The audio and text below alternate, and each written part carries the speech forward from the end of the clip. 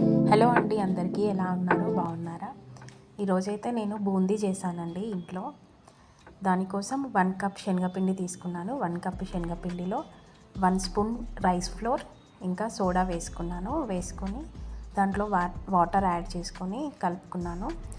ఇలా వచ్చిందండి పిండి. ఇలా చేసుకున్న తర్వాత దాన్ని చిల్లులున్న గిన్నె ఉంటుంది కదా, చిల్లులున్న గిన్నెతో ఆయిల్లో వేసుకోవాలి. బూందీ వచ్చేస్తుంది. పిల్లలు స్కూల్ నుంచి వచ్చాక ఇలా ఏదైనా చిన్న స్నాక్స్, ఈజీగా అయ్యే స్నాక్స్ పెడితే వాళ్ళు కూడా తింటారు.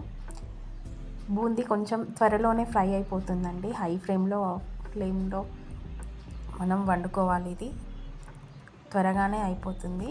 తీసి ఒక గిన్నెలో తీసుకొని దాంట్లో కొంచెం కరివేపాకు యాడ్ చేసుకొని కారం, ఉప్పు అన్నీ వేసుకొని మిక్సీ చేసుకుంటే ఎంతో టేస్టీ అయిన ఈజీ స్నాక్ రెడీ అయిపోతుంది.